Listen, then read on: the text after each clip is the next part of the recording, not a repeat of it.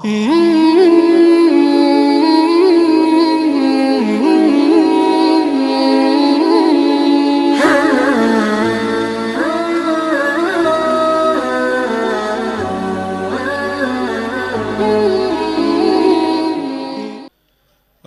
عليكم ورحمة الله وبركاته. الحمد لله رب العالمين والصلاة والسلام على رسوله الكريم وعلى آله وأصحابه وأهل بيته أجمعين. أما بعد فقد قال الله تعالى: إن الله وملائكته يصلون على النبي يا أيها الذين آمنوا صلوا عليه وسلموا تسليما. يا اللهم صل على مرحبا ما شاء الله وعلى آل سيدنا جموئی جاسے عشق نبی کی بات روزہ تو نا تورائی بین رسول اللہ نہیں کنو بھاونا. اللہم صلی مرحبا محمد وعلا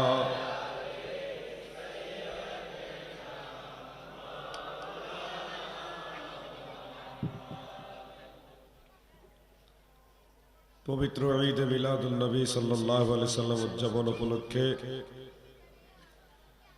আঞ্জুমানে আশিকান খাজা গরিব নওয়াজ রাহিমাহুল্লাহ ওয়া আকরামা মাসওয়াহ ওয়া নাওয়ারাল্লাহু মারকাদা এর ব্যবস্থাপনায় আন্তর্জাতিক সুন্নি সম্মেলন এই সবার সম্মানিত সভাপতি সাহেব, বিশিষ্ট আলেমে দ্বীন, লেখক, গবেষক ও মিডিয়া ব্যক্তিত্ব হযরতুল হাজ আল্লামা মুহাম্মদ আবুল কালাম আমিরি মাদ্দাজিল্লাহুল আলী সাহেব, আজকের মাহফিলের প্রধান আলোচক হিসেবে ছিলেন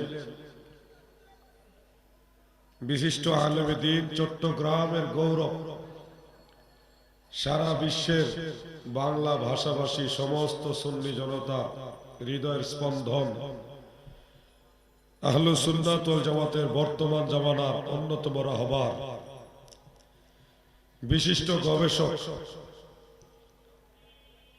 এবং যুগের গাজ্জালি আল্লামা শেখ মোহাম্মদ সাইফুল আজম বাবর আল আজহারি সাহেব, বারাকাল্লাহু ফি হায়াতিহি। উদ্বোধক ছিলেন বিশিষ্ট লেখক ও গবেষক, মিডিয়া ব্যক্তিত্ব আল্লামা মোহাম্মদ বদিউল আলম রিজভী হুজুর কিবলা। বিশেষ অতিথি আলহাজ মাওলানা মোহাম্মদ ইদ্রিস আল কাদেরী সাহেব। আলোচনা করেছেন অত্যন্ত তথ্যবহুল তাত্ত্বিক আলোচনা যিনি করেছেন বিশিষ্ট লেখক ও গবেষক মাওলানা মুফতি মোহাম্মদ শহীদুল্লাহ বাহাদুর সাহেব। এছাড়াও উপস্থিত উলামায়ে আহলে সুন্নাত, সর্বস্তরের সুন্নি জনতা, সকলের প্রতি আন্তরিক অভিনন্দন, মোবারকবাদ। জান্নাতের বাগানে মাহফিলে আসতে পেরে মহান স্রষ্টা রব্বুল ইজ্জাত আল্লাহ জাল্লা শানুহু আম্মা নওয়ালুহুর দরবারে শুকরিয়াতান আমি সহ আমরা সবাই মিলে বলি আলহামদুলিল্লাহ।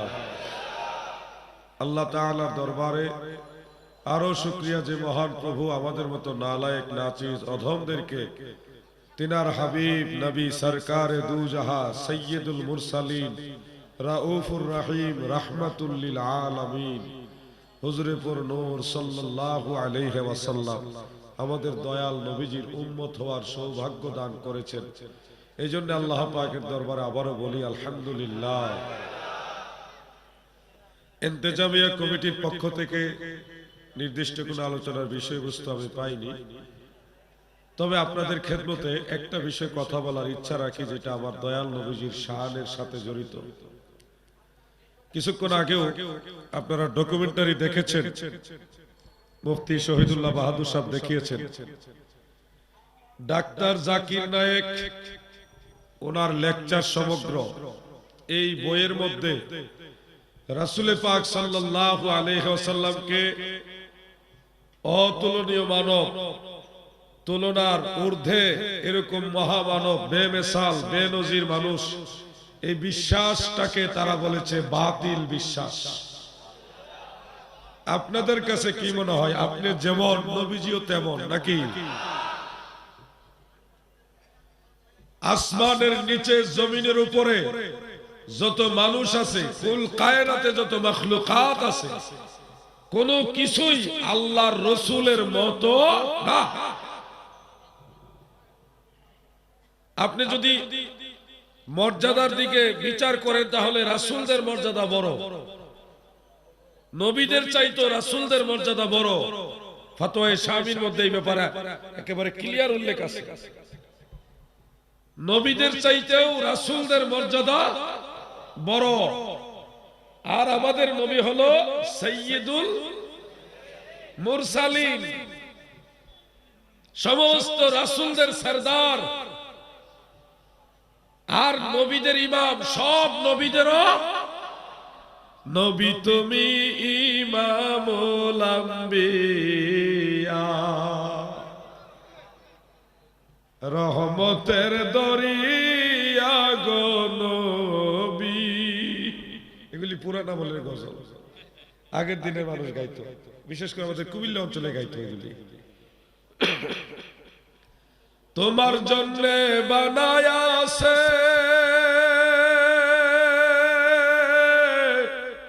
আমার আল্লাহ এই সারাটা দুনিয়া গো নবী, নবী তুমি ইমামুল আম্বিয়া। সেখানে যেখানে কোন নবী, কোন রাসূল আমাদের নবীর সমান না, কোন নবী আমাদের নবীর সমান না, কোন রাসূল আমাদের রাসূলের সমান না। সলিমুদ্দিনের গোলা কলিমুদ্দিন উনি ডাক্তার হয়ে লিখে দিচ্ছেন রাসূলকে আমাদের মতোই সাধারণ মানুষ মনে করতে হবে। এই ধরনের আকীদা সুন্নি মুসলমান সমর্থন করে। আপনারা কি সমর্থন করেন? জবান খুলে বলেন সমর্থন করেন। কোরআনের আয়াতের ব্যাখ্যা ওনারা আমাদের দেন, ব্যাখ্যা দিচ্ছেন। কুল ইন্নামা আনা বাশারুম মিসলুকুম ইউহা ইলাইয়া আন্নামা ইলাহুকুম ইলাহু ওয়াহিদ।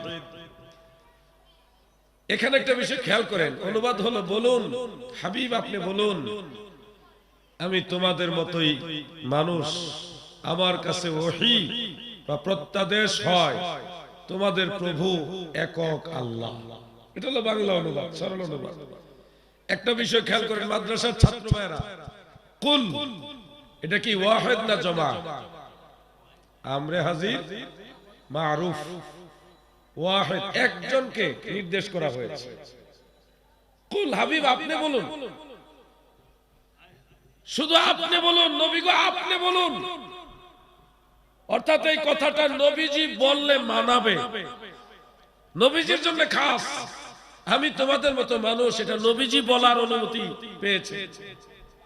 আমাদেরকে তো বলেনি আল্লাহ যে তোমরাও বইলো, কুলু তোমরা সবাই বলো। আল্লাহ তো আমাদের সবাইকে বলতে বলেনি, নবীজিকে বলছে কুল আপনি বলুন। এটি নবীজির সম্মানের বিষয়, নবীজির বেলায় অনুমতি এসেছে। আপনি যদি খেয়াল করেন না, আমরা সবাই বলবো, এটা যদি আপনি নিয়ে নেন তাহলে অনেক কিছুকে উলট পালট করতে হবে।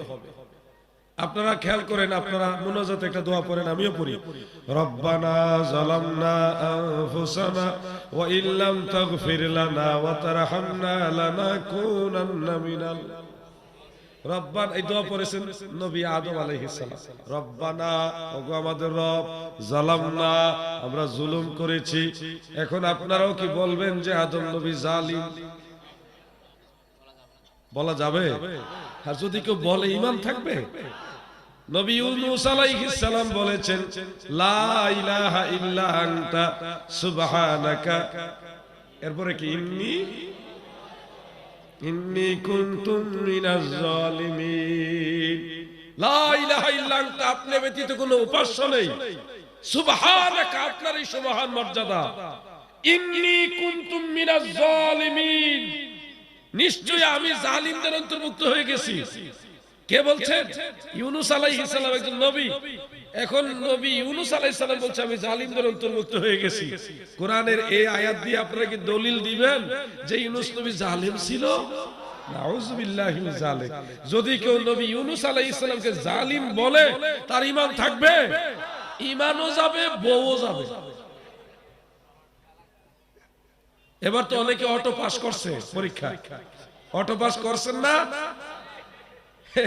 যদি কেউ নবীদেরকে জালিম বলে তাহলে তার বউ অটো তালাক হয়ে যাবে, অটো তালাক। নবী আদম আলাইহিস সালাম রব্বানা যালামনা বলেছেন, ইউনূস আলাইহিস সালাম ইন্নী কুনতু মিনাজ জালিমিন বলেছেন। এরপরেও ওনাদের জবানে উচ্চারিত হওয়ার পরেও, কোরআনের মধ্যে উল্লেখ থাকার পরে ওনাদেরকে জালিম বলা যাবে না। তদ্রূপ আমার দয়াল নবীজি, তিনি তাফসীরের মধ্যে উল্লেখ আছে, এটা তাওয়াদু মানে বিনয় প্রকাশের জন্য বলেছেন, এটা নবীর মুখে মানায়। ইউনূস আলাইহিস সালাম ইন্নী কুনতু মিনাজ জালিমিন, এটা উনার মুখে মানায়। আদম আলাইহিস সালাম বলেছেন রব্বানা যালামনা, এটা আদম নবীর মুখে মানায়। আমার নবী বলেছেন আনা বাশারুম মিসলুকুম, এটা আমাদের নবীর মুখে মানায়, আমাদের মুখে নয়। পয়েন্ট বুঝতে হবে। যদি আল্লামা বদিউল আলম রিজভী সাহেব হুজুর তিনি যদি বলেন যে এই আসমানের নিচে জমিনের উপরে আমার মতো গুনাহগার, আমার মতো অদম নালায়েক আর কেউ নেই, এটা বলতেই পারে, স্বাভাবিক। তাহলে আপনারা কি পরের দিন থেকে বলা শুরু করবেন যে বদিউল আলম রিজভী সাহেব সবচেয়ে খারাপ মানুষ? বলবেন এরকম? এটা তো আপনারা বুঝেন, কিন্তু ওয়াহাবিরা বুঝে না। কেন বুঝলাম না? এদের মাথায় কি হইল? সমস্যাটা কি? দাদু ভাই আমার, মনোযোগ দিয়ে শুনবেন। আমার নবী বাশার, তবে তিনি বেমিসাল বেনজির বাশার। আমার নবীর মতো আর কেউ নাই, কেউ হবেও না। বন্ধুরা আমার, অনেক যুবক উনার ভক্ত। মিয়া ভাই, উনাই যদি আল্লাহ রসুলকে ছোট করে কথা বলে আপনার কি মজা লাগবে নাকি? যুবক ভাইদের জিজ্ঞাসা করছি, উনি যে বলল নবীকে সাধারণ মানুষ মনে না করলে ঈমান থাকবে না, এই ধরনের কথা লিখছে, মানে এটা ভণ্ড বা বাতিলদের আকীদা, নবীজিকে অতুলনীয় মানুষ মনে করা। এই ধরনের চিন্তাধারা যার আছে, সে তো অরিজিনালি ইসলামই বুঝে না, সে তো আকীদা বুঝে না। যার কাছে আকীদার গুরুত্ব নেই, মিথ্যা তহমত দিয়েছে আলা হযরতের উপরে, এই ধরনের ব্যক্তিকে আমরা কিভাবে গ্রহণ করে নিব? হ্যাঁ, তুলনামূলক ধর্মতত্ত্বের ব্যাপারে যে আলোচনাগুলি রয়েছে, এগুলি আমরা সাধুবাদ জানাই। উনি যদি ওইখানেই থাকতেন, সারা বিশ্বের মুসলমান ওনাকে গ্রহণ করতেন। কিন্তু পরক্ষণে পণ্ডিতি করতে করতে একটু বেশি করে ফেলছে, এখন আমও গেছে। নবীর ব্যাপারে পাগলামি যারাই করছে তারা টিকে নাই বেশি দিন ভাইজান। জামানায়, এই জামানায় আমরা যারা সুন্নি, আপনাদের সবাইকে একটা কথা পরিষ্কার ভাবে বলতে চাই, বের নবী কোনো ফেরকা নয়, বের নবী কোনো আলাদা দল নয়। ইমাম আহলে সুন্নাত আহমদ রেজা খান ফাজিলে বেরলভী রাহমাতুল্লাহ আলাইহি যেই কাজগুলি আমাদের সামনে কোরআন হাদিস গবেষণা করে যে আকায়েদগুলি আমাদের কাছে পরিষ্কার করেছে, এগুলি হলো আহলে সুন্নাত ওয়াল জামাতের আকীদা। ঠিক না বেটে? আমাদের দেশে অনেকেই নবীজিকে হাজির নাজির বিশ্বাস করতে চায় না, আবার নবীজিকে ওই যে নূরে মুজাসসাম এটা বিশ্বাস করতে চায় না। আমি একটা ফেসবুকে একটা দেখলাম, একজন ওয়াহাবি বক্তা ওয়াজ করতেছেন, ওয়াজের মাঝখানে একজন যুবক সে বলতেছে, হুজুর আপনি যে বললেন রাসূল সাল্লাল্লাহু আলাইহি সাল্লাম মাটির মানুষ, তাহলে এটার দলিল কি? আমরা তো জানি মানুষ নুতফার তৈরি আর রাসূল পাক সাল্লাল্লাহু আলাইহি ওয়াসাল্লাম নূরের তৈরি, তা আপনি মাটির মানুষ কেন বললেন? এটার দলিল কি? বাসার মাটির তৈরি, নবীজিও বাসার, এই জন্য নবীও মাটির তৈরি মানুষ। তখন ওই ছেলেটা পাল্টা প্রশ্ন করেছে যে তাইলে ঈসা আলাইহিস সালাম কিসের তৈরি মানুষ? উনিও তো বাসা। ঈসা নবী কিসের মানুষ, কিসের তৈরি? এখন ওই মৌলবী সাহেব বুঝে ফেলছে, কারণ ঈসা নবী তো মাটির তৈরি না, ঈসা নবী তো নুতফার তৈরি না। নুতফা মানে শুক্রবিন্দু, শুক্রবিন্দুর তৈরি হয় উনি যার বাবা আছে। এটা সাধারণত আমরা নরমালি বুঝি, সবাই সায়েন্সের ছাত্র বলে বুঝেন। বাবার শুক্রাণু মায়ের ডিম্বাণুর সমন্বয়ে ছোট্ট একটা রক্তপিণ্ড 40 দিনের মধ্যে হয়, তারপরে এটা একটা গোশতের টুকরা হয়। এটা থেকে আল্লাহ পাক একটা প্রক্রিয়ার মাধ্যমে মানুষের শরীর তৈরি করে। মূলত হলো নুতফা, যাকে শুক্রবিন্দু বলা হয়।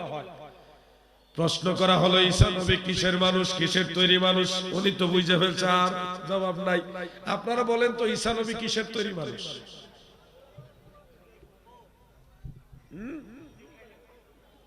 মাশাআল্লাহ, এই যে আমার ভাই জানে জিবরাইলের ফু, কোরআন শরীফের মধ্যে তো আছে এটা। জিবরাইল ফু দিছে, সেই ফুয়ের সাথে ঈসা আলাইহিস সালামের রূহু ডাইরেক্ট বিবি মরিয়ম আলাইহিস সালামের গর্ভে প্রবেশ করেছে। অর্থাৎ ঈসা নবী নুতফার তৈরিও না, মাটির তৈরিও না, হাড্ডির তৈরিও না। ঈসা নবী ডাইরেক্ট রূহু থেকে মানুষ। সুবহানাল্লাহ বলেন। আর সমস্ত রূহু হলো নূর। সমস্ত রূহু কি? নূর।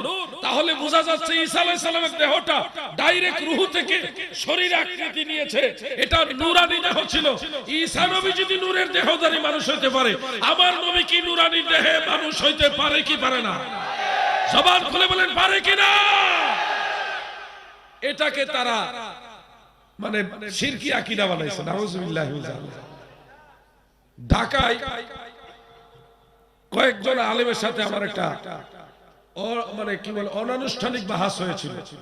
যাদের সাথে বাহাসটা হয়েছিল তারাও লেভেলদারি সুন্নি, তবে বর্তমানে ওই আমি জেলে যাওয়ার পরে তারা যে সুন্নি না এটা বোঝা গেছে, ধরা খেয়ে গেছে। তাদের কয়েকজন ভালো ভালো আলেম তাদের সাথে এই বিষয়টা নিয়ে, নূরের তৈরি না মাটির তৈরি, এটা নিয়ে হয়েছিল কথা কাটাকাটি দীর্ঘ সময়, 4.5 ঘন্টা। পুরাটাই রেকর্ড আমার মোবাইলে আছে। এটা না, যেটা বর্তমানে থানায় আছে আর কি, মোবাইলটা জন্য নিয়ে রাখছে, পরে ফেরত দিবে। সেখানে পুরা বাহাসটা আমি রেকর্ড করে রাখছি। যখন আমি উনাকে প্রশ্ন করলাম যে নূরের তৈরি মানুষ হতে পারে না, নূরের তৈরি ফেরেশতা হয়, তখন আমি বললাম নূরের তৈরি ঈসা আলাইহিস সালাম কিভাবে হলো, আমাকে ব্যাখ্যা দিয়ে বোঝান। ঈসা আলাইহিস সালাম মাটির তৈরি, দলিল দেন। লাজব, এরা হলো মাটির ব্যবসায়ী। সুন্নিরা মাটির ব্যবসায়ী না। ঈমান নূর, ইসলাম নূর, কুরআন নূর, ইলম নূর। আল ইলমু নূরুন ওয়াল কুরআনু নূরুন ওয়াল ইসলামু নূরুন ওয়াল ঈমানু নূরুন। মুমিনের সম্পর্ক হলো নূরের সাথে, আর ওয়াহাবিদের সম্পর্ক হলো মাটির সাথে। মাটিও তো মাটি নয়, মাটিও তো মাটি নয়। পৃথিবীতে যত পদার্থ আছে, প্রতিটা পদার্থকে ভাগ করলে পাবেন কি? অণু। অণুকে ভাগ করলে পাওয়া যায় পরমাণু। পরমাণুকে ভাগ করলে পাওয়া যায় ইলেকট্রন, প্রোটন, নিউট্রন। সায়েন্সের ছাত্রবারে তো আপনারা জানেন ইলেকট্রন, প্রোটন, নিউট্রনের সর্বশেষ অবস্থাটা হলো LIGHT।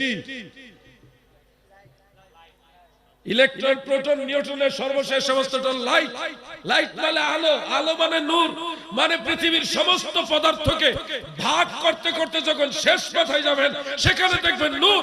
নূরের খেলা, গোটা সৃষ্টি জগতে নূরের খেলা। সুবহানাল্লাহ।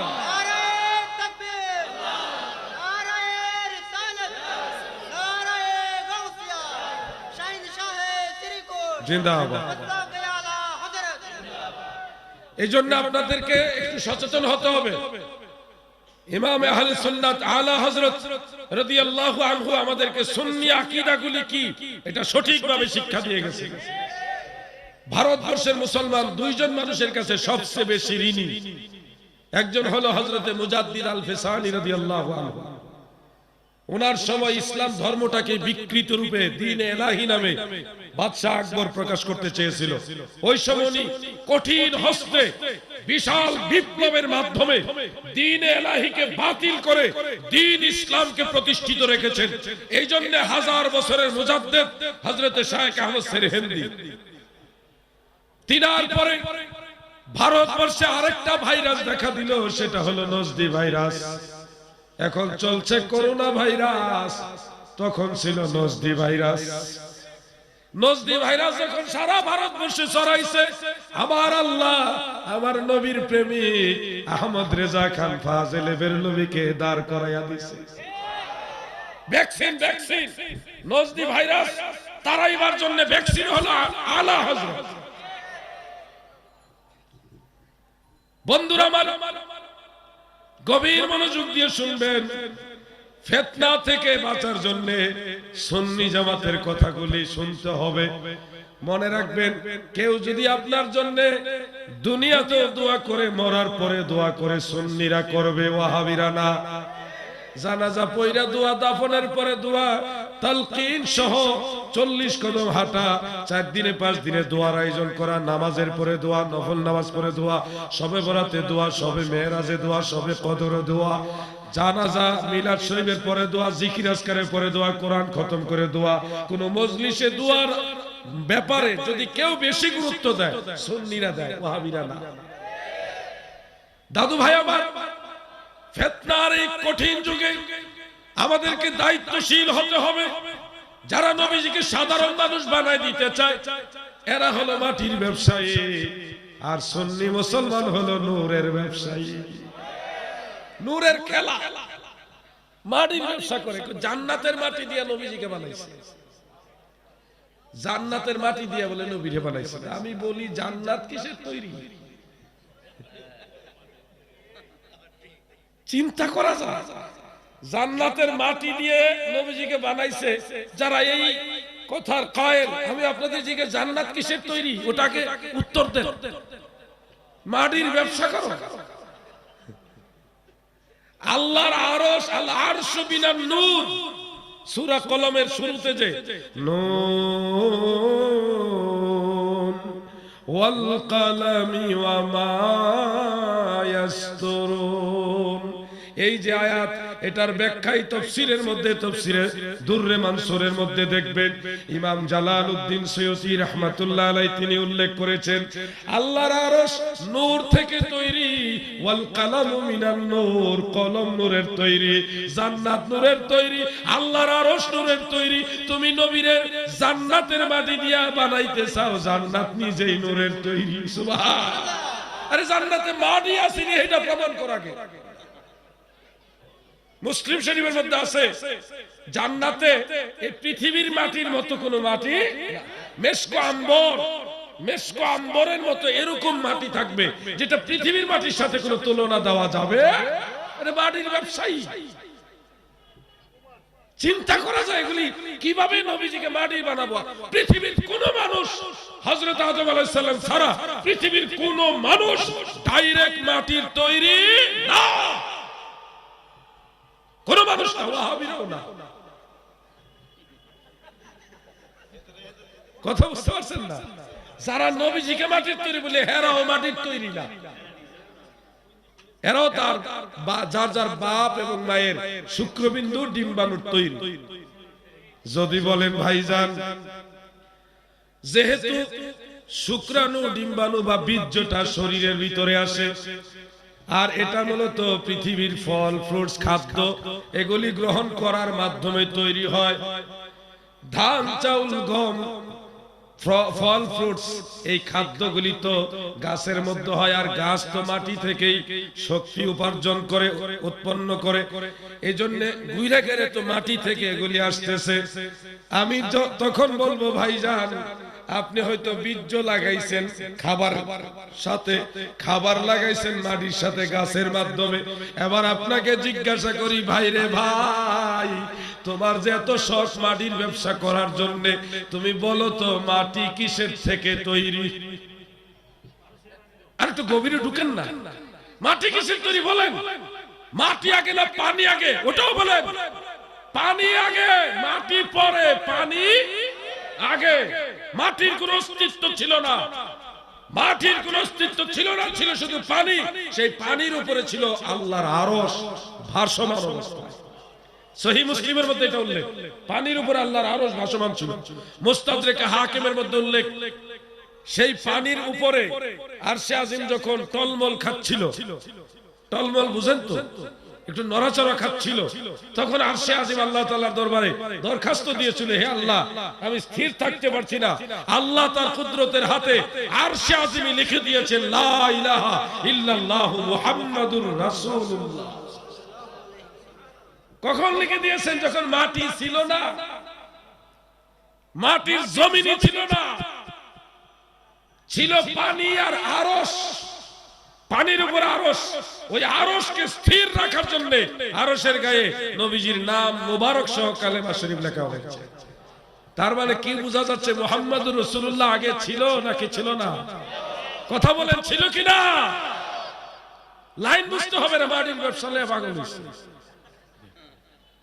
দেওবন্দের বড় মুহাদ্দিস রশিদ আহমদ গাঙ্গুহি সাহেব, তিনি এমদাদুস সুলুকের মধ্যে উল্লেখ করেছেন, আল্লাহর রাসূল সাল্লাল্লাহু আলাইহি ওয়াসাল্লামের যে সত্তা, জিসম, জাত, এটা ছিল নূর।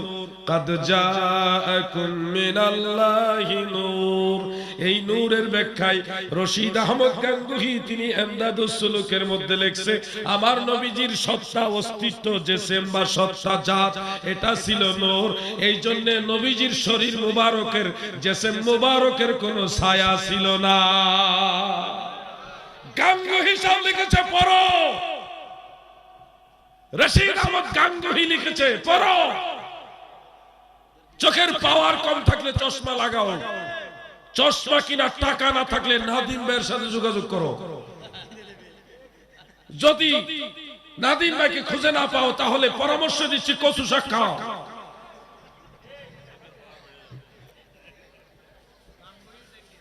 গাঙ্গুহি যত কওমি আলেম আছে সবার উস্তাদের উস্তাদের উস্তাদ। দেওবন্দের সবচেয়ে বড় মুহাদ্দিস ছিল উনি। যারা তাবলীগ জামাত করেন, সমালোচনার জন্য বলছি না, আপনারা চিনার জন্য বলছি, তাবলীগের প্রতিষ্ঠাতা যিনি স্বপ্নে পায়া তাবলীগ আবিষ্কার করছে সৈয়দুলের ইলিয়াস মেওয়াতি সাহেব, উনার 1 নম্বর পীর হইল রশিদ আহমদ গাঙ্গুহি। কয় নম্বর পীর? উনার টোটাল পীর আছিল 3 জন, এইজন্য নাম্বার দিয়ে বললাম আর কি। দাদু ভাই আমার আফসোস লাগে, অনেক তাবলীগী ভাইরা এখন পীর মুরিদি মানে না, অথচ যারা পীর তাবলীগ ইলিয়াস মেওয়াতি সাহেব যে তাবলীগ আবিষ্কার করছে, মেওয়াতি সাহেবেরও পীর ছিল ট্রিপল পীর, 3 জন পীর। কয়জন? বুঝার চেষ্টা করবেন, শুধু রেখে যাবেন না, জানার চেষ্টা করেন।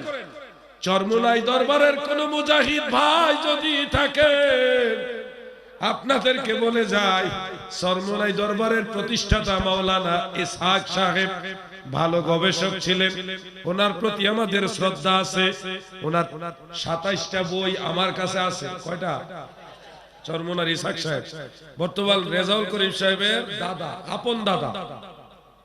ইসহাক সাহেবের 27টা বই দয়া করে নজর করে পড়বেন, পড়লেই বুঝবেন দাদা আর নাতির মধ্যে অনেক ব্যবধান। আমরা মূল ঠিক রাখছি, আমরা মূল ঠিক রাখছি। আমাদেরকে কেউ নতুন করে সুন্নি বানাইতে পারবেন? আমরা পুরান সুন্নি, নয়া সুন্নি না, পুরান সুন্নি। কিছু ভাইরা নয়া সুন্নি হতে চায়। দাদু ভাই আমার ইসহাক সাহেবের একটা বইয়ের মধ্যে স্পষ্ট ভাবে লেখা আছে, আল্লাহর রাসূল সাল্লাল্লাহু আলাইহি ওয়াসাল্লাম একদিন আম্মা জান আয়েশার কাছে গেলেন। যাওয়ার পরে মা আয়েশা রাদিয়াল্লাহু তাআলা আনহা তিনার ওড়না দিয়া নবীজির শির মোবারকের উপর দিয়ে এইভাবে নিয়ে স্বামী স্ত্রীর আচরণ এইভাবে কাছে টান দিছে, কিন্তু নবীজি ওই রুমাল বা ওড়না বা কাপড় যেটাই ছিল ওটার ভিতর দেখে অটোমেটিক চলে গেলেন, মানে বাধাগ্রস্ত হলেন না, কাপড়ের ভিতর দিয়ে অটোমেটিক চলে গেলেন, আটকাইলেন না। আপনাকে যদি এইভাবে কেউ কাপড় দিয়ে ধরে, হয় এটা ছিঁড়ে যেতে হবে, না কেটে যেতে হবে, আর না হয় যে ধরছে তার হাত থেকে ছুটাইয়া তারপর যাইতে হবে। কিন্তু নবীজি অটোমেটিক কাপড়ের ভিতর দিয়ে চলে গেলেন।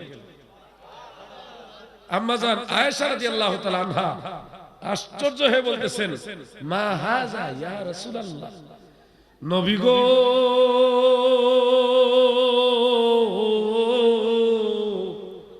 ইয়া রাসূলুল্লাহ, এটা নবীজি তখন মুস্কি মুস্কি হাসি আর বলে, আয়েশা রে, তুমি কি মনে করো আমি তোমাদের মতোই মানুষ? দেখেন আপনারা আপনাদের কিতাবগুলিতে কি লেখা। আজকে পুরাতন আকীদা, পুরাতন আলেমদের পথ ছেড়ে দিয়ে নজদের পথে কেন রওনা দিছেন? যদি কোথাও রওনা দিতে হয় মদিনার পথে রওনা দিব, আমার দয়াল নবীর পথে রওনা দিব, ঠিক না বেঠি? ভেজাল আকীদা না, নবীর সম্পর্কে কোনো ভেজাল আকীদা গ্রহণ করা যাবে? আশ্চর্য। এজন্য আমার বিরুদ্ধে তারা এত কেন খেপল? আমি তাদের এই কথাগুলি অনলাইনের মাধ্যমে দলিলের আলোকে স্ক্রিনে দলিলগুলি দেখাইয়া, কিতাবের ছবি দেখাইয়া, কত খণ্ডে কত পৃষ্ঠায় কত নম্বর হাদিস সবগুলি স্ক্রিনে দেখাইয়া দেখাইয়া তাদের মুখ উন্মোচন করে দিচ্ছি। পরে দেখতেছে উপায় নাই রে আবুল হোসেন, উপায় নাই।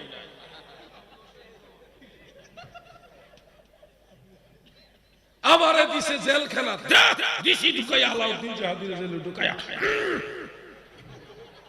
জিত্তা গেছে গা, জেলে ঢুকছে পরে আলাউদ্দিন জাহাদি জেলে ঢুকছে পরে জেলে যত ওয়াহাবি আছে সব দিনে সুন্নি বানাইছে,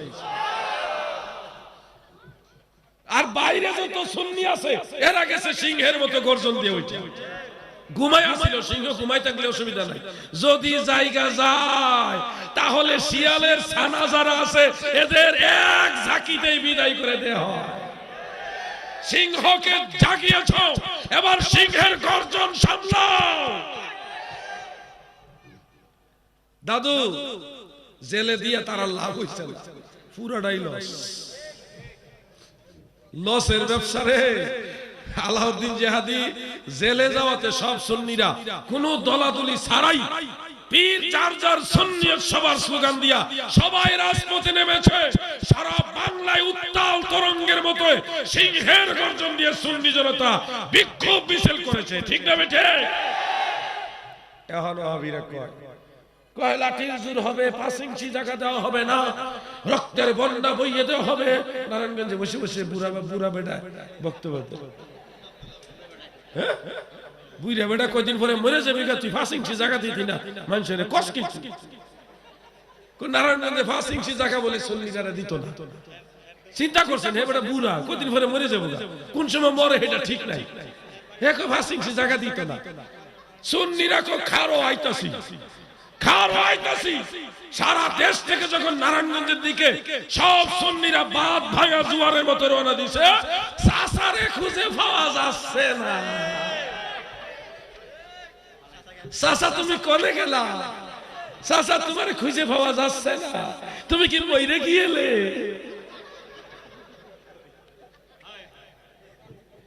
এজন্য বলি সুন্নিরা ঐক্য হওয়ার দরকার আছে কিনা? সবাই বলেন ঐক্য হওয়ার দরকার আছে কিনা? বাংলাদেশ নজদিদের দেশ না, বাংলাদেশ শাহজালাল ইয়ামানের দেশ, বাংলাদেশ বারো আউলিয়ার দেশ, অসংখ্য আল্লাহর ওলিদের উত্তরসূরি হিসেবে বাংলাদেশ সুন্নি জামাতের দেশ, ঠিক না বেঠে?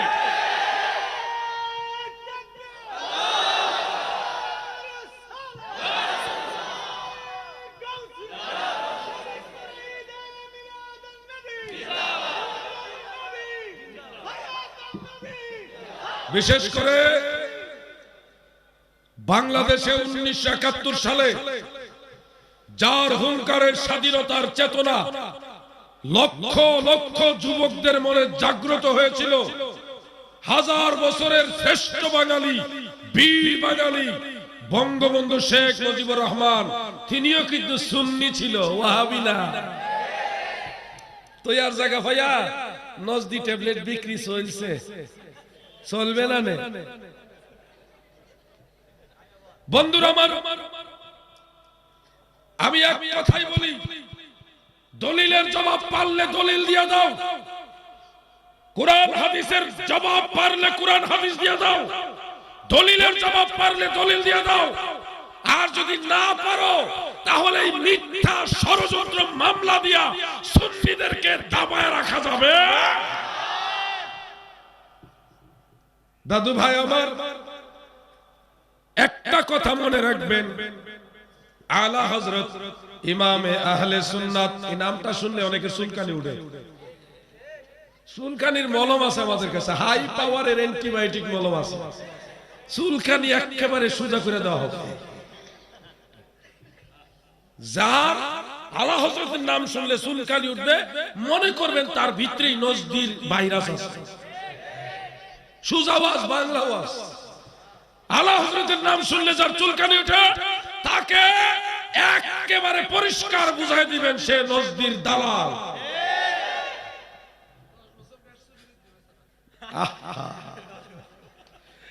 যাক, আমরা কোন ব্যক্তির সমালোচনা করছি না।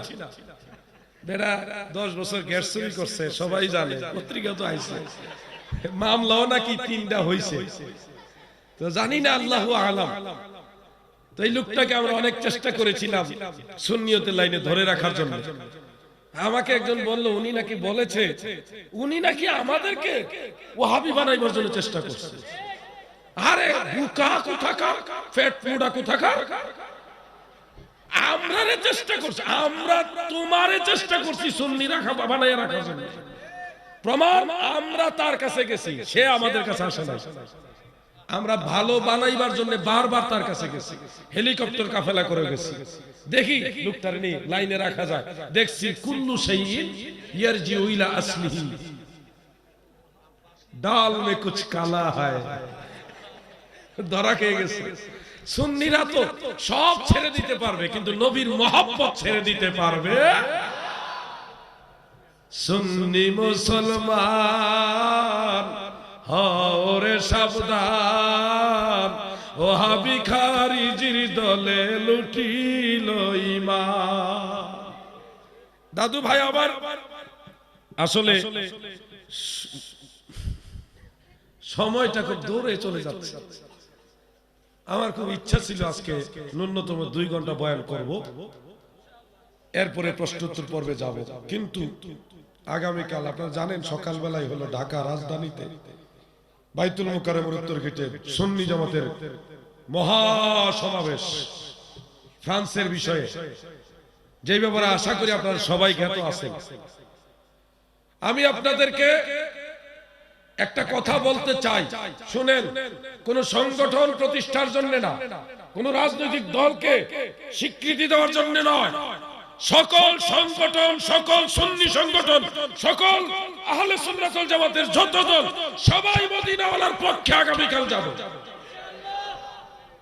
রাজধানী ঢাকায় আলাউদ্দিন জাহাদি যাবে, হাসান আজহারি যাবে, মুফতি গিয়াসউদ্দিন তাহিরি যাবে, সুন্নি যত আলেম, যত বড় বড় ফকিহ সবাই সামনের কাতার আগামীকাল থাকবে ইনশাআল্লাহ।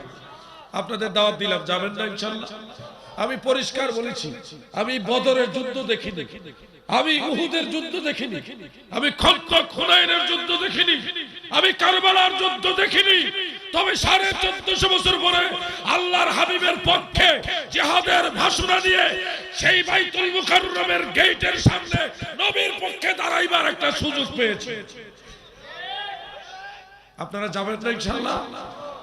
যতটুকু সম্ভব হয় চেষ্টা করেন। সেখানে যায় যদি বলেন, ইয়া রাসূলুল্লাহ, দয়াল নবী, আমি বদরের যুদ্ধে যাইতে পারি নাই, আমি উহুদে যাইতে পারি নাই, আমি খন্দকের যুদ্ধে যেতে পারিনি, আমি হুনাইনের যুদ্ধে যেতে পারিনি, ইয়া রাসূলুল্লাহ, আমি কারবালায় যেতে পারিনি, আমি রাজধানী ঢাকায় জাতীয় মসজিদ বাইতুল মুকাররমের এই উত্তর গেটে নবী গো আপনার পক্ষে আমি আসছি, ইয়া রাসূলুল্লাহ, আমি আপনার পক্ষে আসছি। এই কথাটা বলেন হাসরের ময়দানে। এটাও নবীজি শাফাত করার বা নবীজির শাফাত পাওয়ার একটা উসিলা হতে পারে। চেষ্টা করেন ভাই। আমি অনলাইনে আজকে ঘোষণা দিয়েছি, যদি আলাউদ্দিন জিহাদি আজকে রাত্রে মারাও যায়, আলাউদ্দিন জিহাদির লাশ নবীর পক্ষে বাইতুল মুকাররমের গেটে যাবে। আপনাদের সবাইকে দাওয়াত দিচ্ছি, যাবেন যাবেন। সুন্নিয়তের আরেকটা গণজোয়ার হোক। নারায়ণগঞ্জের গণজোয়ার তো সুন্নিয়তের একজন আদনা খাদেমের জন্য হয়েছে, এবারের ঢাকার গণজোয়ার হবে মদিনাওয়ালার মহব্বতের গণজোয়ার। ঠিক না বেটে? সবাইকে দাওয়াত দিলাম, গাড়ি একটা হলে 10টা করে সবাই যাবে। টাকা জীবনে বহুরুজি করবেন, কিছু টাকা নবীর পক্ষে খরচ করে আসেন, যাবেন আর আসবেন। রাজধানী ঢাকায় যত সুন্নি জনতা আছেন, এখানে অনেকগুলি চ্যানেল আছে, লাইভও হচ্ছে হয়তো। আপনাদের বলছি, ঢাকায় যত সুন্নি ভাই বন্ধুরা আছেন, আপনারা সবাই আগামীকাল শরীক হবেন। যারা স্থায়ীভাবে অথবা ঢাকায় আছেন, আপনারা দূরের মানুষকে এক গ্লাস পানি হলে পান করাবেন।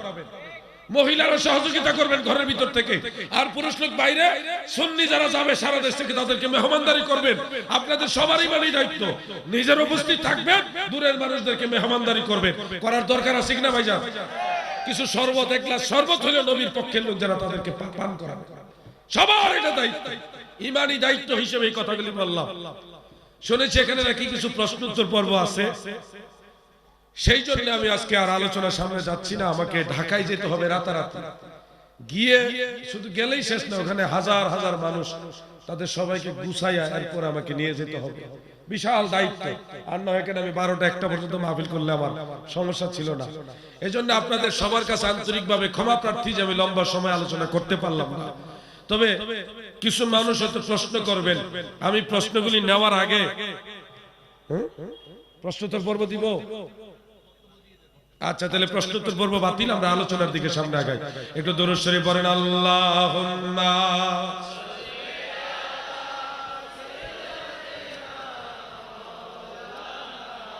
মুহাম্মাদ ওয়া আলা আলি।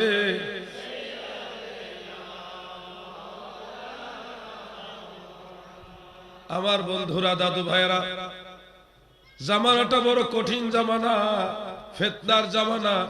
আপনাদের সবাইকে বলতে চাই, দেওবন্দের রশিদ আহমদ গাঙ্গুহি সাহেব অনেক কথা বলতে বলতে এই কথাটাও বলেছেন, যেটা সুন্নি জামাতের কথার সাথে মিলেছে। আমার নবীজির দেহ মুবারকের কোনো ছায়া ছিল না, নবীজির জিসম মুবারকের ছায়া ছিল না।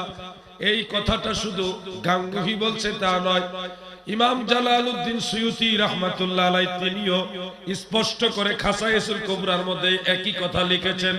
হাফিজুল হাদিস ইমাম সাখাবী রাহমাতুল্লাহ আলাইহি মাকাসিদুল হাসানার মধ্যেও একই কথা উল্লেখ করেছেন। ইমাম কাজী আইয়াজ রাহমাতুল্লাহ আলাইহি তিনিও শিফা শরীফের মধ্যে একই কথা উল্লেখ করেছেন।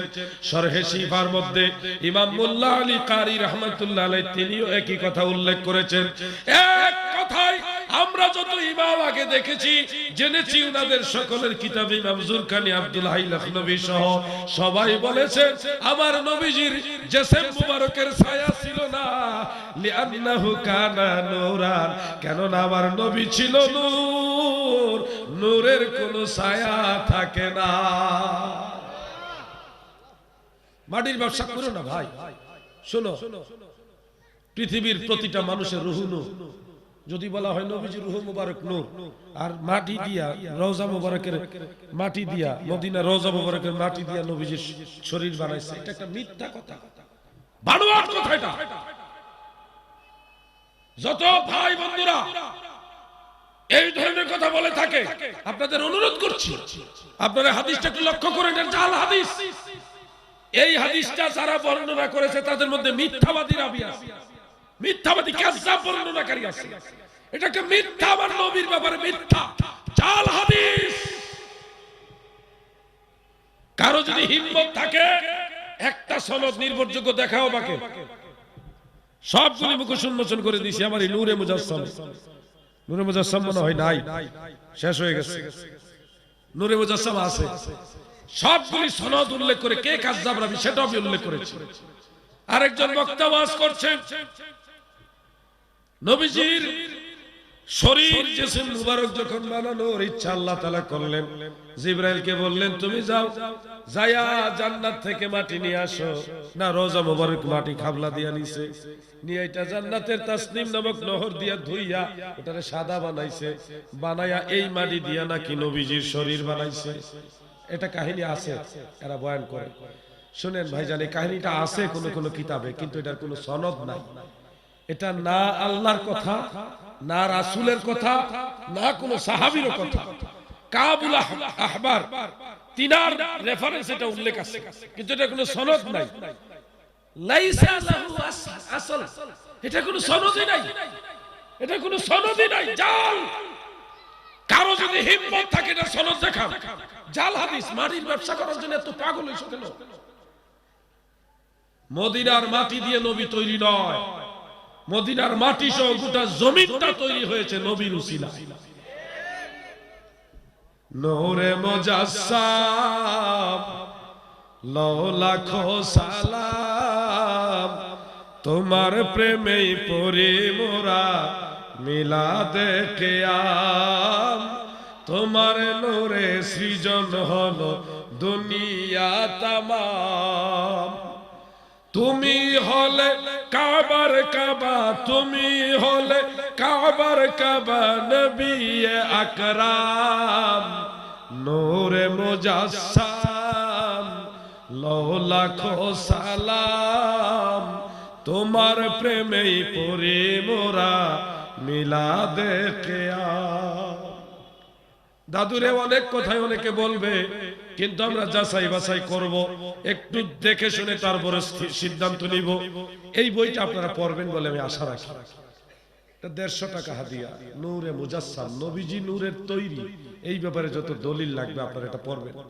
ভাই, হয়তো আপনি ভাবছেন আমার দলিল লাগবে না, কিন্তু আপনার ছেলে মেয়ের লাগবে, পরিবারের কারো না কারো লাগতে পারে। যদি আপনি আপনার ছেলেকে, আপনার মেয়েকে দলিল দিয়ে বুঝাইতে না পারেন, দেখবেন আপনার ঘরের মধ্যেই ওয়াহাবি ঢুকে যাবে।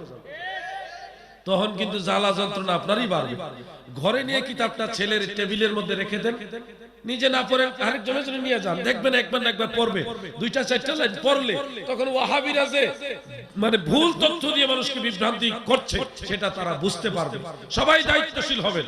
আরো কয়েকটা বই আছে, শবে বরাত, শবে মেরাজ, পীর মুরিদি সোহার, অনেকগুলি। আপনারা এগুলি সংগ্রহ করে রাখবেন, আপনাদেরও এতে উপকার হবে। আপনারা যদি নিজেরাও না পড়েন, একটা ওয়াহাবির এটা হাদিয়া দেন, পড়ার দরকার আছে না?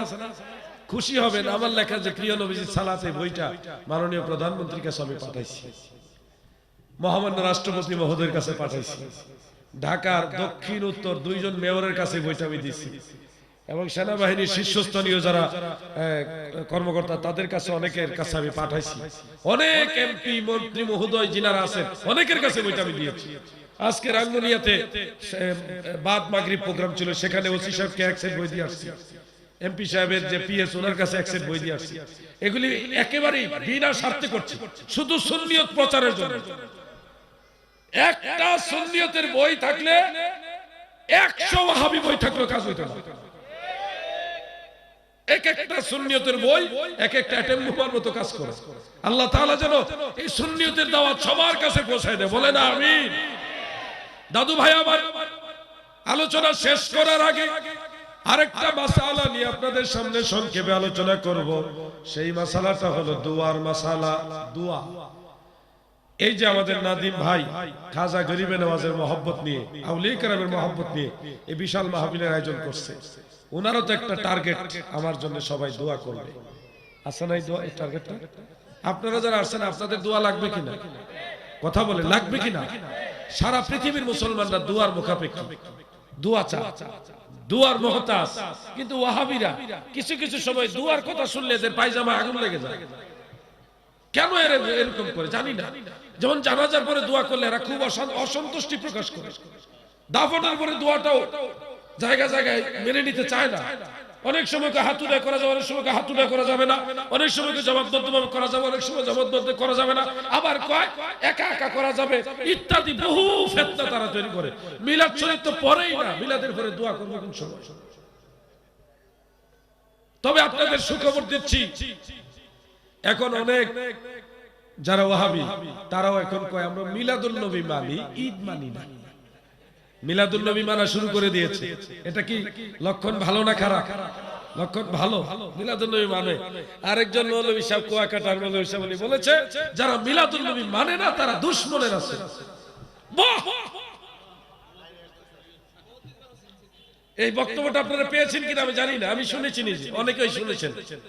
উনি বলেছেন যারা মিলাদুন নবী মানে না তারা দুশমনের রাসূল। এবার ঠেলা সামলাও। আজীবন বাহাস করছো মিলাদুন নবী নাই নাই, বেদাত বেদাত বেদাত। এবার তোমাদের লোকেই তোমাদের সার্টিফিকেট দিয়েছে যে যারা মিলাদুন নবী মানে না তারা কি বলেন না, তারা কি? এবার তোমাদের ফতোয়া তোমরা সামলাও, আমরা আর বলা লাগবে না। মিলাদুন নবীর ব্যাপারে আমরা অনেক দলিল দিয়েছি, অনেক জায়গায় অনেক দলিল দিয়েছি। ওনাদের বড় বড় খতিয়ে আজম যারা খতিবে আজম, খতিয়ে আজম বলে ফেলছে। আসলে উনিও বলেছিল মিলাদুন নবী বেদাত, কিন্তু আমরা যখন মিলাদুন নবীর পক্ষে হাদিসগুলি আনছি, যে হাদিসটা বেশিরভাগ আমি বলি তাবারানীর মুআজামুল কাবীর কিছুদিন আগে বলে গেছি, সেই হাদিসগুলি সামনে এনে যখন আমরা বললাম যে মিলাদুন নবী শুধু জায়েজ না, মুস্তাহাব না, মিলাদুন নবীর মাহফিল করা সুন্নাত, আর প্রচলিত মিলাদ কিয়াম এটা মুস্তাহাব মুস্তাহসান, এই দলিলগুলি যখন আমরা দিলাম, এখন ভাই সাহেবরা বাহাসের কথা বললে আর রাজি হচ্ছে। বাহাস কোথায় করে? যেই লোকগুলি ওয়াজ করে হাসরের ময়দানে নবীজির নেকির পাল্লা ভারী হবে না পাপের পাল্লা ভারী হয়ে যাবে, এই ব্যাপারে নবী নিজেই পেরেশানে থাকবে, এই মানুষগুলিকে কি বুঝাবো আমরা? আশ্চর্য। এখানে চট্টগ্রামের মুসলমান ছাত্র ভাইরা, যুবক ভাইরা, আপনাদের কাছে একটা জিজ্ঞাসা করি, মুরব্বীরাও জবাব দিবেন, বলুন তো কোন নবীর কোন গুনাহ আছে? আওয়াজটা দুর্বল হলো। নবীদের কোন গুনাহ আছে? আকীদা আল আম্বিয়াউ মাসুমুন, সমস্ত নবীরা বেগুনাহ। সেখানে যদি আমি বড় পীর সাহেব সাইজা ওয়াজ করি, বাবারে হাসরের ময়দানে আমাদের নবী বড় পেরেশানে থাকবো, মিজানের পাল্লার কাছে যাইয়া নবীজি চিন্তা করে যাবে আমার নেকির পাল্লা ভারী হবে না পাপের পাল্লা ভারী হবে। এই ওয়াজটাকে আপনারা গ্রহণ করবেন নি? এই ওয়াজ যে করবো হেরেকে বাইরে বাইরে সব ওয়াজ হবে বাইরে বাইরে। চিন্তা করছেন যিনি সাইয়্যিদুল মুরসালিন শাফিউল মুজনিবিন, তিনি নাকি নেকির পাল্লা ভারী হবে না পাপের পাল্লা ভারী হবে এটা নিয়ে পেরেশান হয়ে যাবে। নাউজুবিল্লাহ। শাফাআতের কান্দারি মদিনা ওয়ালা, আমার শাফাআতের মদিনা ওয়ালা আলা হযরত মুস্তাফা নবী সাল্লাল্লাহু। আমি ইয়া মুহাম্মদ বলি না, আলা হযরত বলতে আমি এখানে আল্লাহ রাসূলকে বুঝাইছি। আমার নবী হলো গোটা সৃষ্টি জগতের সবচেয়ে বড় সম্মানিত। আর আমরা যারা ইমামে আহলে সুন্নাত আলা হযরত বলি, এটা অনেক ক্ষেত্রে হয়। যেমন একটা মাদ্রাসায় একজন বড় আলেম থাকলে অনেকে ওনাকে বড় হুজুর বলে ডাকে, এরকম আছে না ভাইজান? এটা হলো ওই মাদ্রাসা ওই এলাকার বড় হুজুর, তাই না ভাইজান? তো আলা হযরত মূলত ইমামে আহলে সুন্নাত, এই যে আহলে সুন্নাতুল জামাতের মধ্যে একজন আলা হযরত, আর আমার নবী কুল কায়নাতের মধ্যে আলা হযরত। ঠিক না ভাই? ঠিক ভাই? ব্যবধান আছে। ক্লাস 1 এ পড়লো স্টুডেন্ট, ক্লাস 10 এ পড়লো স্টুডেন্ট, আমার মাস্টার্সে পড়লেও স্টুডেন্ট, তিনটা কিন্তু এক সমান না। আমি জাস্ট বোঝার জন্য বলছি। আমাদের এই যে মসজিদের ইমাম সাহেব উনিও মাওলানা, উনিও মাওলানা, আবার রাসূল পাকও মাওলানা। আল্লাহুম্মা সাল্লি আলা সাইয়্যিদিনা ওয়া মাওলানা মুহাম্মদ সাল্লাল্লাহু আলাইহি ওয়াসাল্লাম। নবীজিও মাওলানা, মসজিদের ইমাম সাহেব মাওলানা, আবার আনতা মাওলানা ফানসুরনা আলাল কওমিল, আল্লাহু মাওলানা। এই তিন মাওলানা কি এক? ব্যবধান আছে। আলা হযরত তিনি আহলে সুন্নাতুল জামাতের মধ্যে একজন আলা হযরত, আর আমার নবী হলো কুল কায়নাতের আলা হযরত। ঠিক না বেটে? এখানে বুঝতে হবে। এজন্য আমি বলি আমার শাফাআতের কান্ডারি মদিনা ওয়ালা আলা হযরত মুস্তাফা নবী সাল্লাল্লাহু আলা মুস্তাফা নবী।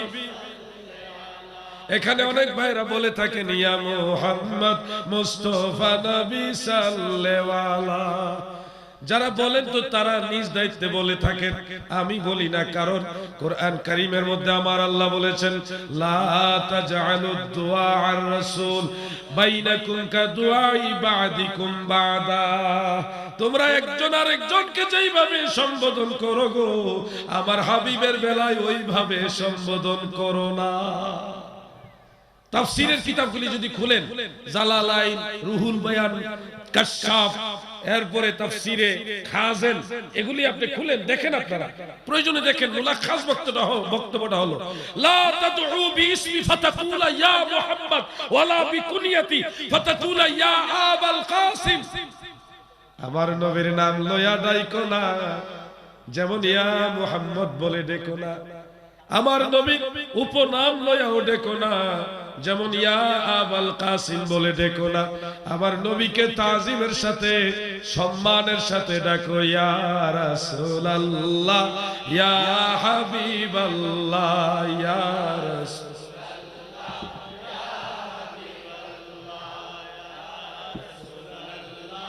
ইয়া হাবিবাল্লাহ। বন্ধুরা, একটা জিনিস খেয়াল রাখবেন, গোটা 30 পারা কোরআনে আল্লাহ নিজেও কোথাও ইয়া মুহাম্মদ বলে ডাকেনি।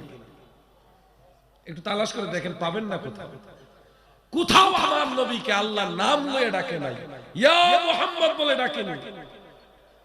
ইয়া আইয়ুহান নাবিয়্যু এইভাবে ডাকছে, ওগো আমার নবী গো। ইয়া আইয়ুহার রাসূল, আমার রাসূল গো। ইয়া আইয়ুহাল মুযাম্মিলু কুমিল লাইলা ইল্লা কালিলা। কামলিওয়ালা নবী গো,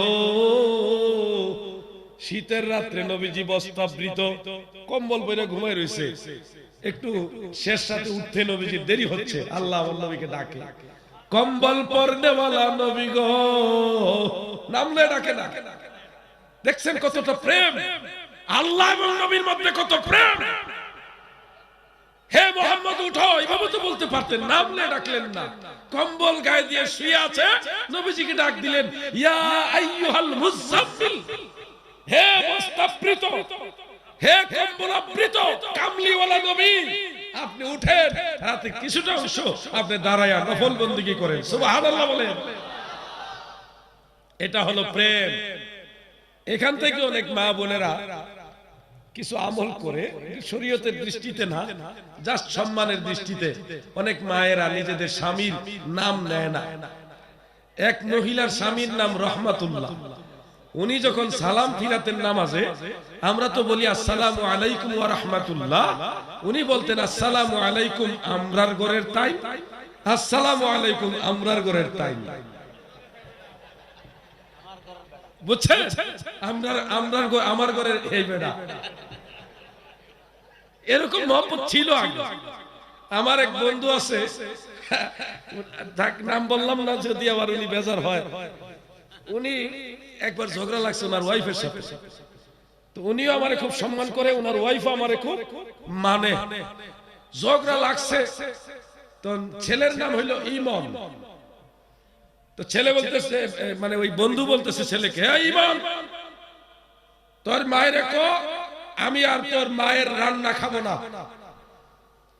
আবার ওই ওনার ওয়াইফও বলতেছে, হে ইমন, তোর বাপের কো আমি আর জীবনও রান্না খাওয়াইতাম না।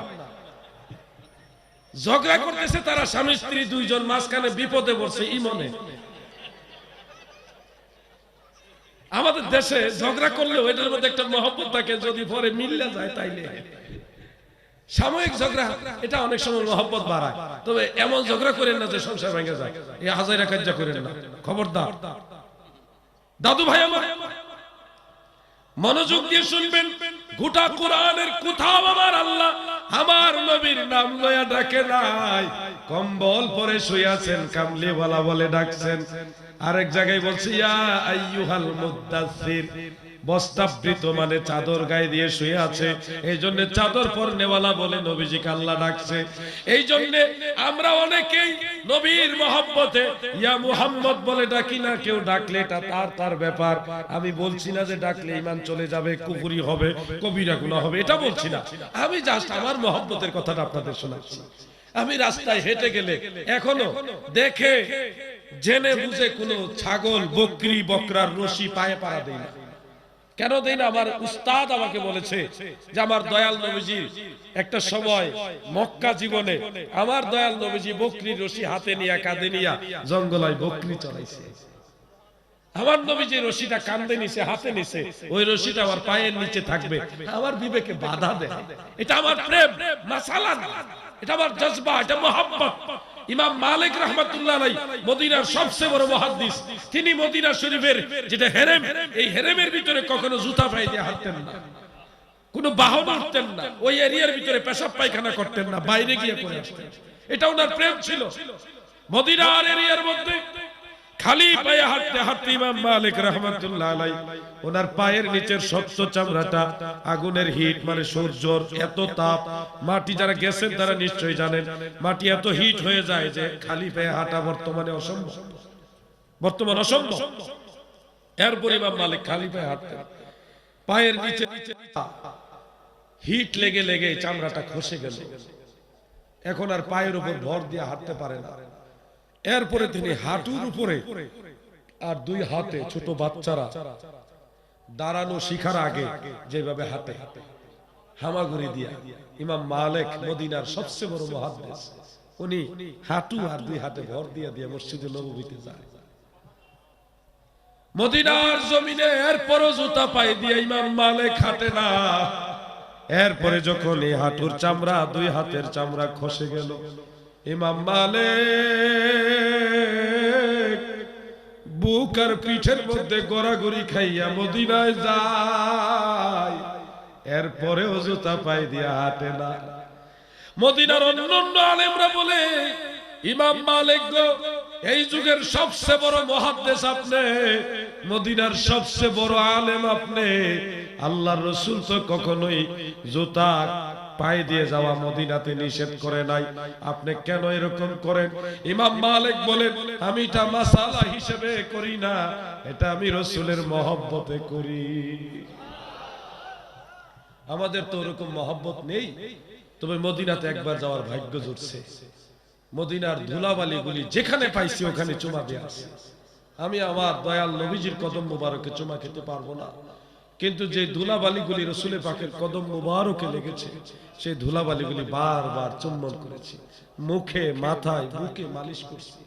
আমার দয়াল নবীজির সাথে যদি একটা ধুলা মুবারক যদি নবীজির কদম মুবারকে লেগে থাকে, তাহলে আমি মনে করব পরোক্ষভাবে আমি নবীজির কদম মুবারকে চুমা খেয়ে আসছি। মদিনার ওই ধুলাবালি মোর নয়নের কাজল, আমি মদিনার পাগল, আমি নবীজির পাগল। ভাইজান, আমাকে যখন জেলখানায় নিল, প্রথম অ্যারেস্ট করলো, করার পরে আমি এক ধরনের স্তব্ধ হয়ে গেলাম। বিনা অপরাধে আমাকে গ্রেফতার করলো। হ্যান্ডকাপ যখন লাগায়, আমি আগেও বলেছি, একজন এসআই খুব জোরে চাপ দিয়েছিল, এত জোরে চাপ দিয়েছিল যে আমি অনেক কষ্ট পেয়েছি। মনে মনে শুধু বলছি ইয়া রাসূলুল্লাহ, আমার খুব কষ্ট লাগছে, আর তো বলার লোক নাই, কাকে বলবো আমি ওখানে? এখানে তো আমার কথা শোনার লোক নাই। আমার আল্লাহ আমার কথা শুনছে, আমি আমার দয়াল নবীর গোলাম হিসেবে নবীজিকে বলছি ইয়া রাসূলুল্লাহ, আমার খুব কষ্ট লাগছে।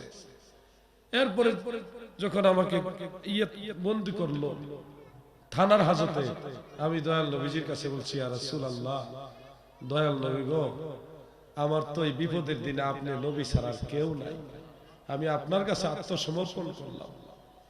দয়াল নবী গো, আমি আপনার কাছে জামিন চাইলাম, আপনি আমার জামিন দেন।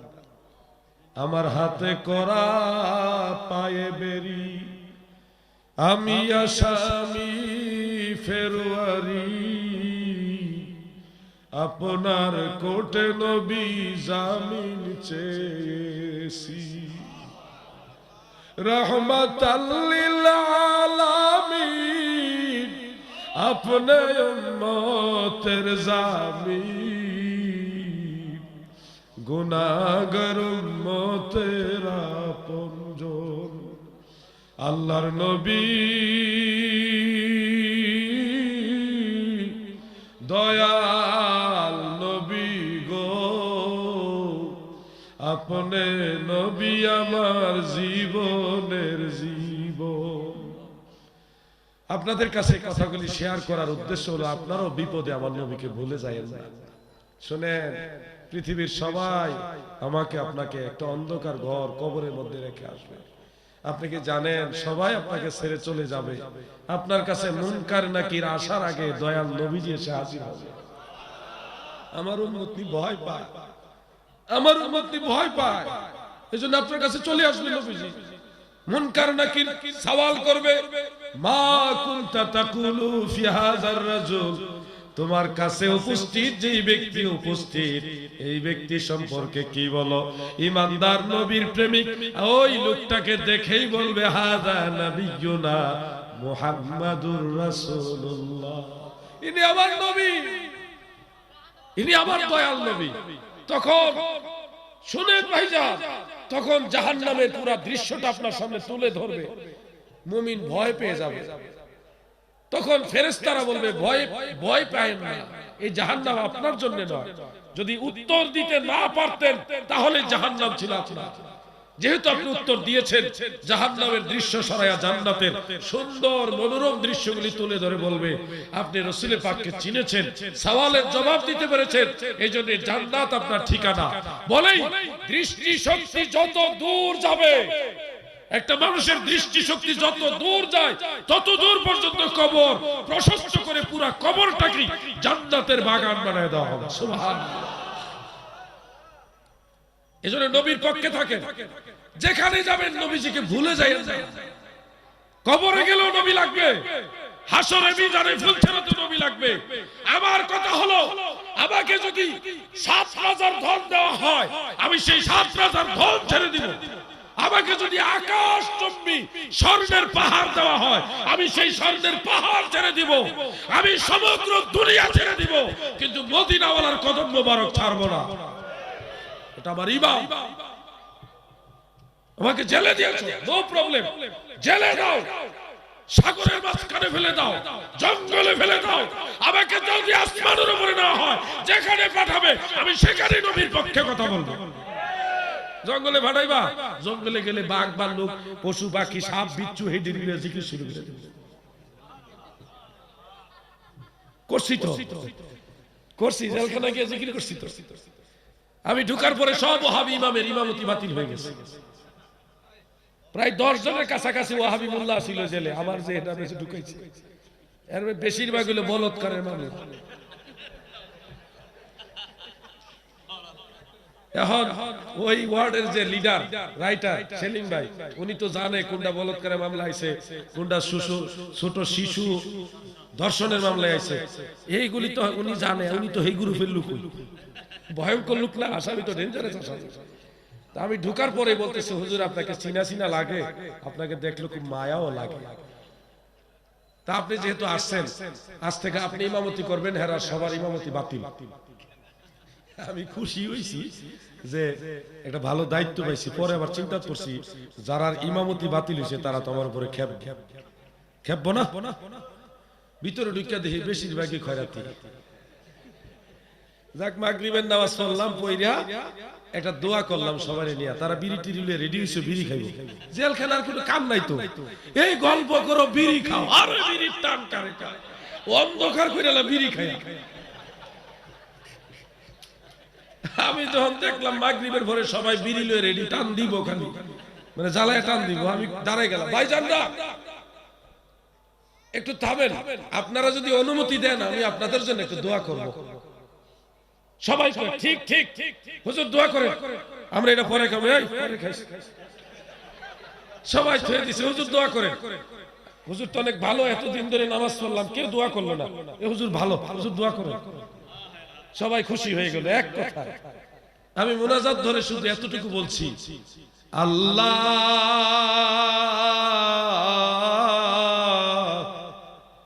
দুনিয়ার জেলখানায় বন্দী হইয়া তোমার রহমতের দুয়ারে ভিক্ষার হাত বাড়াইছি আল্লাহ। শুধু এতটুকু বলছি মুনাজাতে শুরুতে। মানুষের কান্না কাকে বলে আপনি বিশ্বাস করবেন কিনা জানি না। অসংখ্য মানুষ আছে আমি গণতে পারিনি, তারা নিরপরাধ নির্দোষ, মানে আমার মতো এরকম ভেজালে বইরা মামলায় গেছে। এরা তো হাওয়া করে কান্না শুরু করছে। কান্না কাকে বলে পুরো জেলখানায় কান্নার একটা রুল পড়ে গেল। মুনাজাত যখন শেষ, সব ওয়াহাবিরা শুদ্ধ আমার কাছে আইয়া বসে কয়, হুজুর আপনি কি মুরিদ করেন? ওয়াহাবিরা শুদ্ধ। আমি তো পীর না, আমি নিজেই মুরিদ। কোনা ভাবছিলাম আপনি যদি পীর হন আপনার কাছে বায়াত হয়। আমি কিছু জীবন পীর হইতাম না, আমি সারা জীবন আমার পীরের গোলাম হয়ে থাকবো। এরপরে কাছাকাছি আইসে সবার মনটা নরম। আমি বললাম ভাই আসেন না, আমরা একটু আল্লাহর জিকির করি। সবাই রাজি, কেউ আর নারাজি নাই। একজন আসামি দাঁড়ায় বলতেছে কি জানেন, এটা আরো ভয়ঙ্কর, জেলের ভিতরে গিয়ে পুলিশের পিটাইছে। জেলের ভিতরে যায় জেলের পুলিশের পিটাইছে, পরে হেরেও পিটাইছে। কিন্তু হ্যাঁ সাহসটা কত বড় দেখে, জেলে গিয়ে জেলের পুলিশের পিটায়। হ্যাঁ হুজুর আপনি যেটা মন চাহিদা করেন, যে বাধা দিব তারে পিটানো। আমি কই দাও আমার পক্ষে আল্লাহ উমর দাঁড়া করে দিয়েছে, কে আর দাঁড়াইব। শুরু করে দিলাম জিকির, জিকিরে জিকিরে পুরো জেলখানা গরম। মনে হচ্ছে আকাশ বাতাস মুখরিত হয়ে গেছে জিকিরে। আল্লাহ আল্লাহ আল্লাহ, মানে 100-র মতো মানুষ একসাথে চিৎকার মেরে মেরে জিকির করতেছে। ওই সুবেদার আছে না জেলের সুবেদার, এই বেটা ডরাই গেছে। আরে কোন আন্দোলন শুরু হইল নি জেলের ভিতরে। জেলের ওই বেটার থেকে ডাক দিয়ে কি হয়েছে, এর গলা হইলো বুম বাস্টিং মার্কা গলা। কি আওয়াজ রে ভাই, দৌড়াই আইছে কি হয়েছে। তো এখানে যে আমাদের যে পাহারাদার জমাদার পুলিশ আছে, জেলে পুলিশ, উনি কো স্যার স্যার অসুবিধা নাই, এখানে জিকির হচ্ছে, হুজুর বড় ভালো, হুজুর বড় ভালো জিকির হচ্ছে। তো সুবেদার সাহেব কো না এরকম হুজুর তার দেখি, এই হুজুর দরকার, হুজুর দরকার। জেলখানায় দিয়েছে আলাউদ্দিন জিহাদির লাভের লাগে, লাভ হইছে না, সব ওয়াহাবি জেলের ভিতরে সুন্নি বানাই দিয়েছে। সুন্নিয়তের সাথে থাকবেন, আলাউদ্দিন জিহাদি থাকো আর না থাকো, আপনারা যতদিন জমিনে আছেন নবীর পক্ষে থাকবেন। থাকবেন কিনা ইনশাআল্লাহ? সুন্নিয়তের সাথে থাকবেন কিনা ইনশাআল্লাহ? এটা বলে গেলাম। আলাউদ্দিন জিহাদি আজকে আছে, কালকে নাও থাকতে পারে। নুরুল ইসলাম ফারুকী রাহিমাহুল্লাহ আমাদের কাছে ছিল, আজকে নাই, আমাদের হৃদয়ের মধ্যে আছে। আমরাও অনেকে থাকবো না, কিন্তু আপনারা যারাই থাকবেন, যতক্ষণ থাকবেন শেষ নিঃশ্বাস পর্যন্ত নবীর পক্ষে থাকবেন। থাকবেন না ইনশাআল্লাহ? আল্লাহ তাআলা নতুন ফিতনা নিবেন না, যত নতুন ফতোয়া আইব সব বাদ। প্রথমেই দেখবেন আকীদা কেন্দ্রিক যত কথা আসবে, আলা হযরত কি বলছে দেখবেন, লাইন বলে যাই, হয় মুজাদ্দিদ আল ফিসানি কি বলছে ওটা খুঁজবেন, আর না হয় আলা হযরত কি বলছে ওটা খুঁজবেন, ওখানে থাকবে। এই দুইজন ইমাম ভারতবর্ষ আমাদের মাঝে দুইটা অমূল্য রত্ন নিয়ামত, মুজাদ্দিদ আল ফিসানি রাহমাতুল্লাহ আলাইহি আর আলা হযরত রাহমাতুল্লাহ আলাইহি। আপনারা ওই দুইজনে কি বলছে ওটার মধ্যে থাকবেন, এর বাইরে নতুন যেটা আসবে রাস্তা করে নিক্ষেপ করে দিবেন। পীর সাহেব যেই হোক এটা ডাস্টবিনে ফেলে দিবেন। সুন্নিয়ত নতুন আসেনি, সুন্নিয়ত অনেক পুরানো। আলা হযরত আমাদেরকে পূর্ণাঙ্গভাবে সুন্নিয়ত বুঝিয়ে গেছে, অতএব আমরা সেখানেই থাকব। আমি আবারও দুঃখ প্রকাশ করছি, ঢাকার দিকে যেতে হবে বিধায় ঢাকার সমাবেশটা এই মাহফিলের চাইতে আরো বেশি গুরুত্বপূর্ণ। আপনারা তো বুঝেন, আশা করতেছি আগামীকাল রাজধানী ঢাকা অচল হয়ে যাবে, রাজধানী ঢাকা অচল হয়ে যাবে, আমরা আশা করছি ইনশাআল্লাহ। কিসের হেফাজত আর তেফাজত, সব ইনশাআল্লাহ আগামীকাল ঢাকায় সব সুন্নি জনতা এক হবেন। আপনারা যাবেন, দলে দলে যাবেন, যেভাবে সম্ভব যাবেন। আপনারা সবাইকে শুধু এতটুকু বলবেন, ইয়া রাসূলুল্লাহ, আমি বদরের যুদ্ধে যাইতে পারিনি, আমি নবী, আপনার নবী, আপনি নবীর পক্ষে, আমি আপনার পক্ষে এই বাইতুল মুকাররমে আসছি। এতটুকু বলে আসবেন হাজিরা। আল্লাহ যেন সবাইকে যাওয়ার তৌফিক দান করে, আমিন। আজকের মতো আলোচনা এখানে টানলাম। এখানে একটা কিতাব আছে, আলা হযরত মুহাদ্দিসে বেরলভী, ইমামু উলুম ওয়াল ফুনুন, আলা হযরত মুহাদ্দিসে বেরেলভি, এই কিতাবটা মোহাম্মদ নাহিদুল আমিন সাহেব তিনার, এটা হাদিয়া 300 টাকা। আলা হযরত সম্পর্কে জানার জন্য এই বইটা পড়বেন, আপনাদের কাছে রেখে গেলাম। কিছুটা পড়ালেখা করতে হবে ভাইজান, সব আমাদের উপর দিয়ে দিয়েন না, আপনারাও দায়িত্ব নেন। কিছুটা পড়ালেখা করবেন, বাড়িতে নিয়ে যাবেন। 300 টাকা এত মোটা একটা বই, এটা কোনো ব্যাপার না। সবাই পড়বেন বলে আমি আশা রাখি ইনশাআল্লাহ। এখন মিলাদ শরীফ এবং আখিরি মোনাজাত এটা হবে আগামী 22শে অক্টোবর 2021 রোজ জুমাবার ইনশাআল্লাহ। এই মাহফিল আগামী বছর আপনাদের আগাম দাওয়াত ইনশাআল্লাহ। সকল এক বছর আগে দাওয়াত দেওয়া হলো। আমি আপনাদের কাছ থেকে আপাতত বিদায় নিচ্ছি, কিন্তু এখন